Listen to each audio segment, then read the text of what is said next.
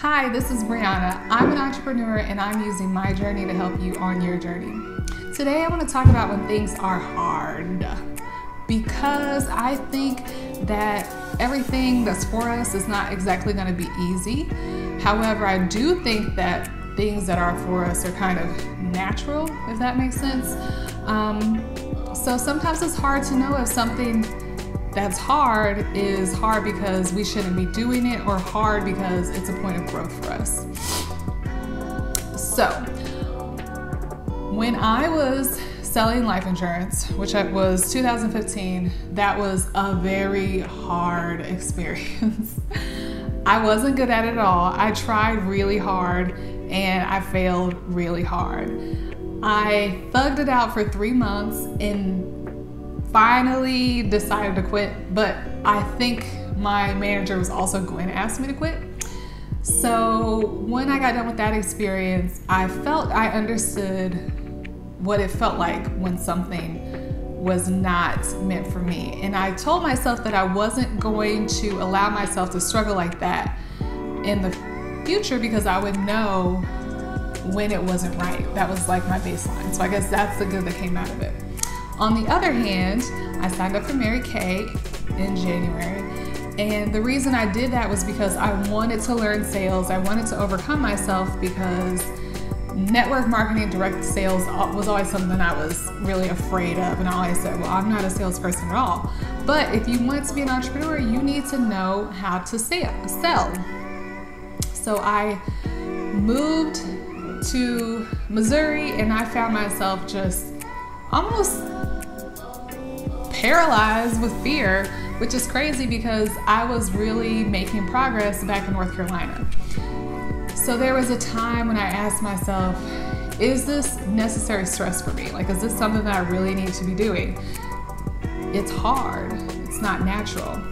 But the difference in my Mary Kay experience and my life insurance experience was the amount of effort I was putting in. So with life insurance, I was trying really hard and I was still failing. It wasn't right for me. With Mary Kay, I've just been stressed about it, but not exactly working myself to the bone and failing. So I haven't really failed. I was just afraid at that time. So another thing to think about when something is hard is it hard because you're afraid? Is it hard because you don't have the information, or you don't have the knowledge and the skills? Or is it hard because it's not meant for you? So again, life insurance is hard. The thing that was really hard for me was making the phone calls to try to get appointments. And I did what they told me to do. Each point of coaching, I did that and it just didn't work for me. Whereas with Mary Kay, I was just sitting there afraid and not really trying to do anything. But a lot of that was because I didn't know. I didn't know how to prospect. I didn't know enough about how to actually do the presentation, which was stopping me from doing it. And I was really afraid of people perceiving me in a particular way. So fear, lack of knowledge. If I remove fear and if I remove lack of knowledge, would it still be hard? For Mary Kay, the answer was no. For life insurance, I definitely overcame my fear. I did a lot of things that I didn't want to do because I was so bent on being successful at that job, and it still didn't work out for me. So I think it is possible to know if something's hard because it's not for you, or if it's hard because you need to go through it to grow.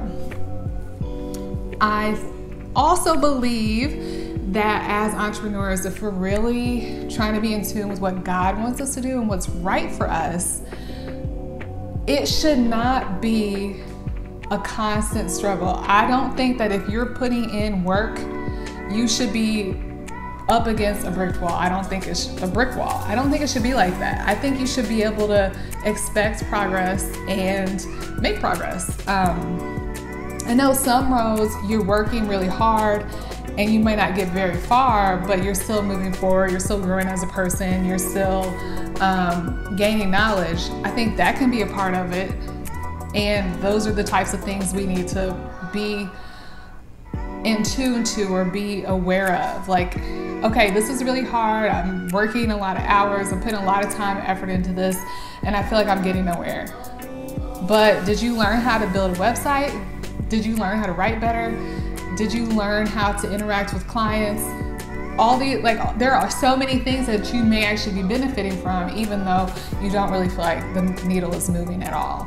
So I just wanted to discuss that a little bit and encourage you to assess where you are. Is the thing you're trying to do not working because you shouldn't be doing it, or because you need to grow through it? Lastly, I'll say with my blog, one of the problems I was having was just feeling like I can't really work this topic. It's not a marketable niche. I can't write enough on this topic. And I ultimately realized that that niche was not right for me. And I tried for 3 months to make it work, but it just wasn't right. However, I still put in the time. I still learned some new things from that experience. And when I finally realized I just needed to move on to another niche, I still had knowledge and experience gained from trying to do it with the wrong niche. So there's still value in the struggle. I honestly don't know what I got from life insurance besides like understanding how it works. But when it's for you, you should be able to see the light at the end of the tunnel with enough effort, work, training, encouragement and support. But if it's not for you, none of that's gonna matter.